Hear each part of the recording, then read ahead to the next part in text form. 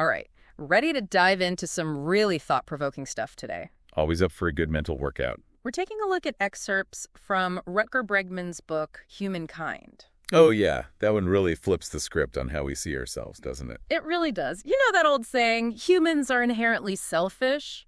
Well, Bregman basically says, hold on a minute, not so fast. He kind of throws a wrench in the whole cynicism machine. He does. And he makes a pretty strong case for it, too. Yeah, he's got some interesting evidence to back it up. So we're going deep on this idea.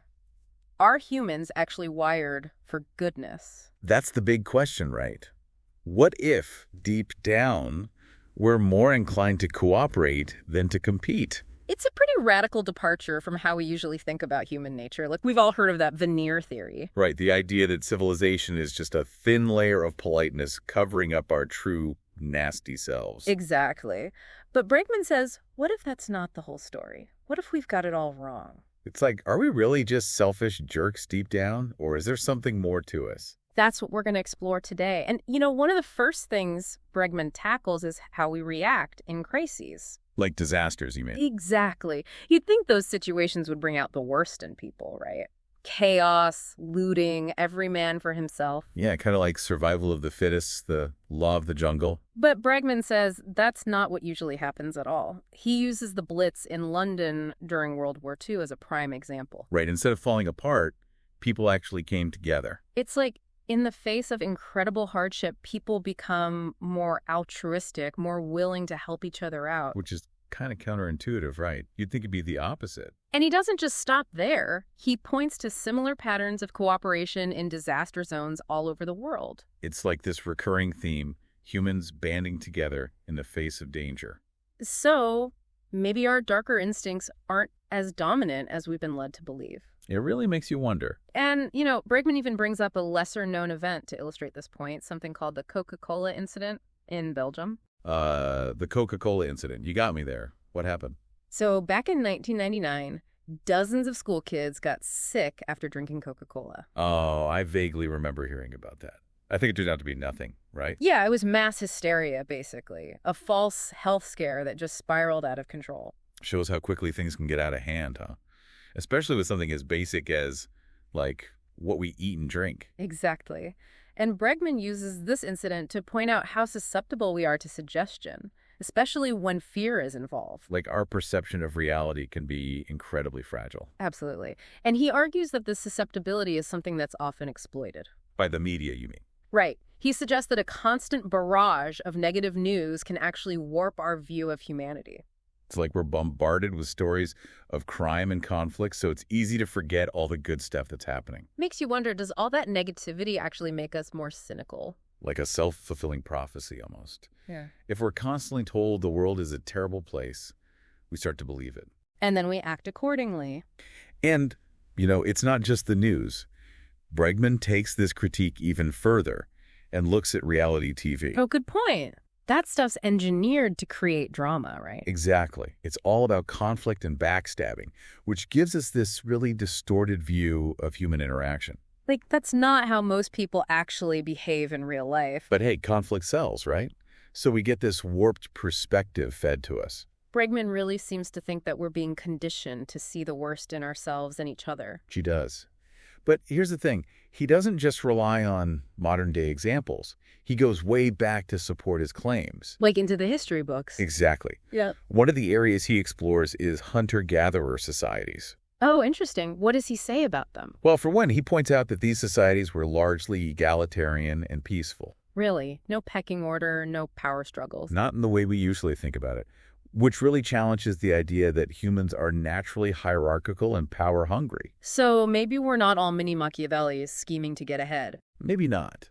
And this ties into something called the Homo puppy theory, which is pretty fascinating. Homo puppy. Okay, now I'm really intrigued. What's that all about? So the theory goes that humans actually evolved to be friendly and cooperative. So instead of being all about survival of the fittest, it's more like survival of the friendliest. Exactly. The idea is that early humans who were better at collaborating and sharing resources were more likely to survive and pass on their genes. That's a pretty radical shift in perspective. I mean, we're so used to thinking about evolution in terms of competition. I know, right? But think about it. Like, if you and your buddies can work together, you're going to be much more successful at hunting, gathering, and taking care of each other. It makes sense. Strength in numbers, right? And Bregman even uses the domestication of dogs as an example. Dogs. Like our furry friends. What do they have to do with all of this? So scientists in Siberia actually managed to breed foxes for friendliness. Seriously, like they selectively bred foxes to be more like, I don't know, golden retrievers. Well, kinda. Over several generations, the foxes not only became tamer, but they actually developed physical changes too. What kinds of changes? Like floppy ears and wagging tails? Exactly. And the researchers believe that a similar process might have occurred in human evolution. Early humans who were more cooperative and less aggressive would have had a survival advantage. So friendliness might be our secret weapon, our evolutionary superpower. I like it. Right. It's like we're wired for connection.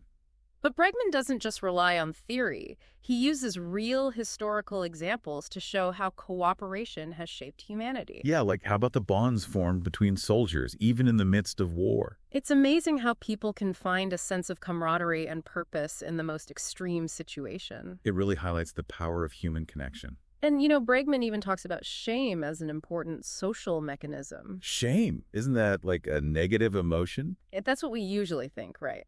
But Bregman sees it differently. How so?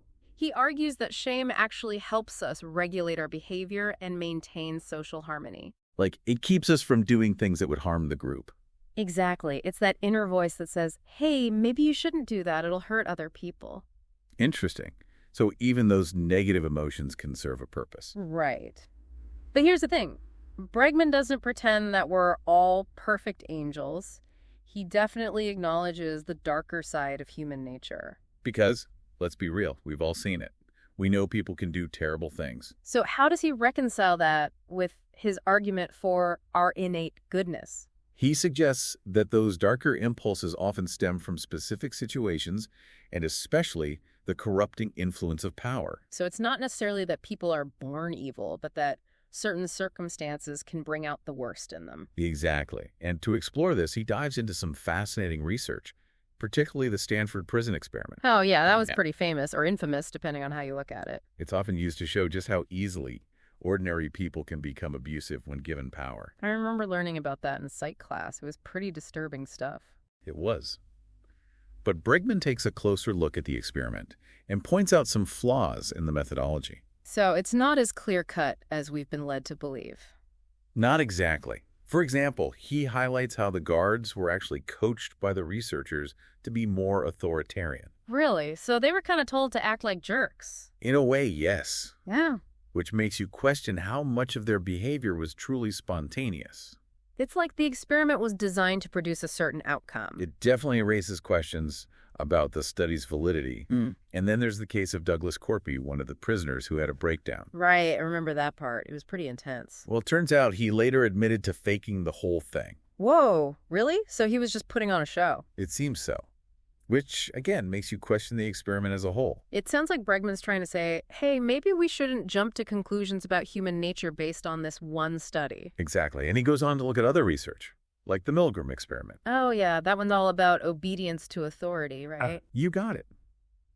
People were told to administer electric shocks to another person, and a surprisingly high number of them obeyed, even though they thought they were causing pain. It's kind of scary how easily we can be influenced by authority figures. Definitely.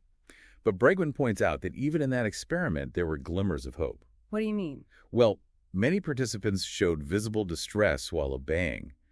They weren't just blindly following orders. So they were wrestling with their consciences. Exactly. It suggests that even under pressure, people still have an inner moral compass. And Bregman notes that when the authority figure was less assertive, disobedience went way up. So it's not necessarily that we're all mindless drones, but that certain situations make it harder to resist authority. It's all about the context. And Bregman even brings in the story of Adolf Eichmann, a key figure in the Nazi regime. Now that's getting into some truly dark territory. What's his point there? He draws on the work of Hannah Arendt, who described Eichmann as embodying the banality of evil. Meaning he wasn't some mustache-twirling villain, but just a disturbingly ordinary bureaucrat. Right. And Bregman argues that Eichmann's actions weren't fueled by sadism, but by a warped sense of duty and loyalty. It's chilling to think that someone could participate in such atrocities without being like a psychopath. Bregman's not saying he wasn't responsible, but he's pointing out the power of ideology and conformity, like how entire systems can normalize horrific acts. It makes you wonder, could any of us fall into that trap given the right circumstances? That's the unsettling question Bregman leaves us with. So where does all this leave us? Are we inherently good, bad, or somewhere in between? That's the big question, right? What's Bregman's final verdict on human nature? He acknowledges that we're capable of both great and terrible things. But what does he say is our default setting? He believes that deep down, our natural inclination is towards cooperation and kindness. So there's hope for humanity. We're not doomed to repeat history's mistakes. That's Bregman's stance. But he also emphasizes that we have to be mindful of the dangers of power and the importance of nurturing empathy. And he doesn't just leave it at that. He actually gives examples of movements and initiatives that have promoted peace and reconciliation. Okay, I'm ready for some good news. Tell me about those examples. Well, he talks about the Christmas truce of 1914, for example. The what? Yeah, it's an amazing story. During World War I, soldiers on opposing sides spontaneously stopped fighting to celebrate Christmas together. Wait, they actually put down their weapons and had a holiday party in the middle of a war. They did. It's a testament to our shared humanity, even in the midst of conflict. That's incredible. What other examples does he give? He also explores the Truth and Reconciliation Commission in South Africa, which played a huge role in healing the wounds of apartheid. That was such a monumental effort to address systemic injustice. What made it so successful? Well, instead of focusing on punishment, they prioritized truth-telling, forgiveness, and restorative justice. Yeah. It allowed victims to share their stories and perpetrators to acknowledge their wrongdoings. It sounds like a model for dealing with deep-seated conflict and division. And Bregman also points to the restorative justice approach to criminal justice in Norway. How's that different from the way we usually do things? Instead of just locking people up, they focus on rehabilitation and reintegration. So it's about giving people a second chance, helping them become contributing members of society again. Exactly. And it seems to be working. Norway has one of the lowest recidivism rates in the world. Wow, that's pretty impressive. Bregman's point is that these examples show that a more just and compassionate world is possible. It's inspiring, right? It gives you hope that things can change for the better. It does. And that's a perfect place to pause our deep dive for now. We've covered a lot of ground today. We have, but there's still so much to unpack. We'll pick up where we left off next time, exploring Bregman's vision for a more hopeful future and what we can do to help create it. Sounds good. We'll be back soon to continue our exploration of Rutger Bregman's Humankind. So, before we took that little pause, we were talking about how Bregman actually puts his ideas into action. Like, it's one thing to say humans are good, but how do we actually, make that happen in the real world? Right. It's a pretty big leap to go from these feel-good stories to actually changing systems and structures that often, bring out the worst in us. Yeah, where do we even begin? It's a huge question. Well, Bregman starts by calling for what he calls a new realism. A new realism? What's that all about? It's about recognizing that humans aren't all good or all bad, but this complex mix of both. So it's not about ignoring the bad stuff, but also not pretending we're all saints. Exactly. It's about embracing that messiness. And then from there, he outlines some really interesting principles for building a better society. Okay, I'm all ears. Lay it on me. What are some of these principles? Well, one of the big ones is the power of intrinsic motivation. Intrinsic motivation. Okay, remind me what that is again.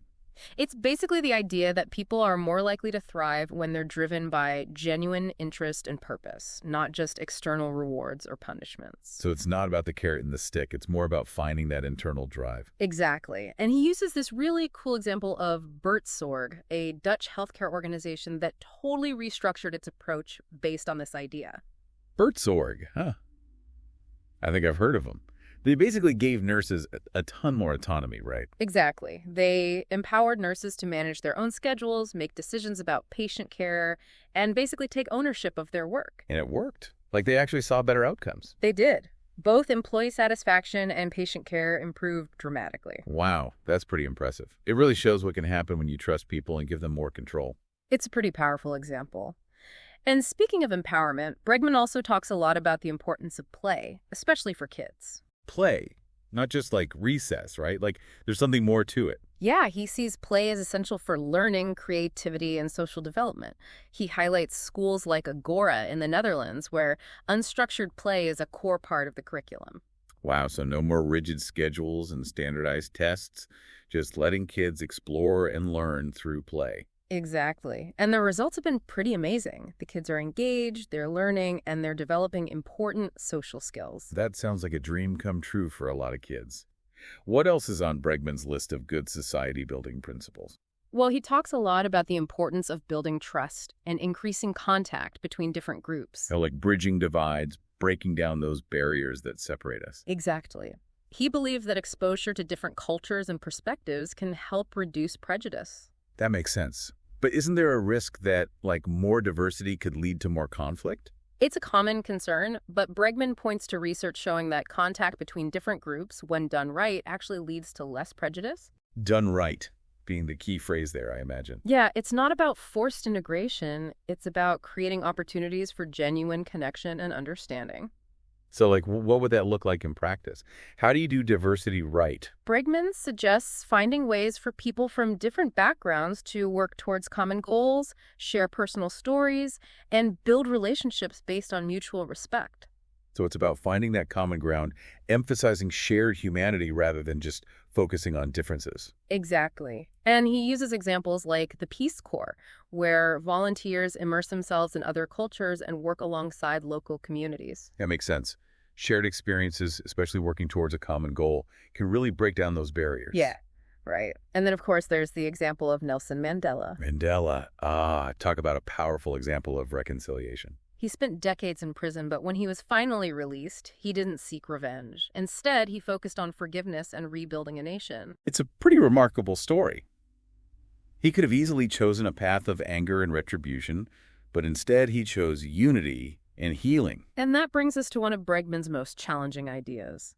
He argues that we should love our own as others love their own. Whoa, that's a tough one. I mean, isn't it human nature to prioritize your own group, your own tribe? Yeah, it feels kind of counterintuitive to expand your circle of concern that far. How do you even begin to do that? It's a big ask, no doubt. But Bregman argues that it's essential if we want to create a truly just and equitable world. So it's about moving beyond that us versus them mentality that seems to dominate so much of our world. Exactly. It's about recognizing that our shared humanity transcends those artificial boundaries of race, nationality, religion. It's a huge shift in perspective, but I can see how it aligns with everything else Bregman's been arguing. It does, doesn't it? It's all connected. So, okay, we've talked about these big ideas, but how do we actually put them into practice? Where do we even begin? It can feel kind of overwhelming, right? How do you change an entire society? Bregman suggests starting small in our everyday interactions. So random acts of kindness. Just being more mindful of how we treat each other. Yeah, it's about choosing kindness, building trust, and challenging cynicism wherever we encounter it. So maybe it's not about grand gestures or overhauling entire systems overnight, but just shifting our mindset, our approach. Exactly. And Bregman reminds us that we have a choice. We can choose to believe in the power of human goodness. And that choice can shape the world we create. It's a powerful message. We're not just passive bystanders. We're active participants in shaping the future. Exactly. It's a pretty inspiring way to think about our role in the world. And that brings us to the end of Bregman's core arguments. That was a whirlwind. So much to think about. I know, right? Bregman really packs a lot in there. So what really stood out to you? What were your biggest takeaways? I think what struck me most was Bregman's emphasis on the power of belief. It's not just about being optimistic, it's about actively choosing to believe in the good in humanity. And letting that belief guide our actions. Exactly. If we truly believe in a more humane and hopeful future, we become part of bringing it into existence. Yeah, our expectations, both individually and collectively, really do shape the world around us. It's a powerful insight. It is, and I think it's a perfect note to end on. What do you think? Absolutely. We've given our listeners a lot to chew on today. We have, but there's still more to come. Next time, we'll explore some of the criticisms of Bregman's work. Right, because no book is without its critics. We'll look at those counterarguments and see how they stack up against Bregman's claims. It'll be interesting to see how those different perspectives play out. Definitely. So until then, keep those brains buzzing, and we'll catch you on the next deep dive. Okay, so we're back, ready to wrap up our deep dive into Rutger Bregman's Humankind. And wow, What a journey it's been. Yeah, it really makes you look at the world a little differently, doesn't it? It does. From the Blitz to, like, those friendly foxes, Bregman really takes you on a wild ride. He does. And he doesn't just skim the surface, you know? He goes deep, digs into the research, backs up his claims. I was impressed by that. He's not afraid to tackle the tough stuff, the dark side of human history, but he always brings it back to that idea that we're wired for goodness. It's refreshing, isn't it? Like, Yeah. amidst all the cynicism, he reminds us that maybe, just maybe, we're not as messed up as we think we are. So, as we bring our deep dive to a close, what would you say is, like, the one big takeaway, the nugget of wisdom you hope listeners walk away with? That's a good question. I think for me, it's that whole idea of choosing to believe in the good in humanity. It's not about being naive, right? No, not at all. It's Yeah. about recognizing that, like, yeah, bad stuff happens, but we have a choice in how we respond to it. So choosing hope over cynicism. Exactly. And not just passively hoping, but actively choosing to believe that a better world is possible and then, like, acting accordingly. Because our beliefs shape our reality, don't they? That's what Bregman seems to be saying. It's like, if we expect the worst from people, that's often what we get. But if we choose to believe in their potential for goodness, we can actually help create a more positive world. It's a powerful message, and honestly, I needed to hear it. It's easy to get bogged down by all the negativity in the world. Yeah, it's definitely a good reminder to stay open to the good, to look for those glimmers of hope, even in dark times. So yeah, I'd say if you're looking for a book that'll challenge your assumptions, make you think, and maybe even restore a little bit of your faith in humanity, definitely check out Rutger Bregman's Humankind. It's a thought-provoking read, that's for sure. Well, that wraps up our deep dive into humankind. Thanks for joining us on this journey of exploring human nature, the good, the bad, and everything in between.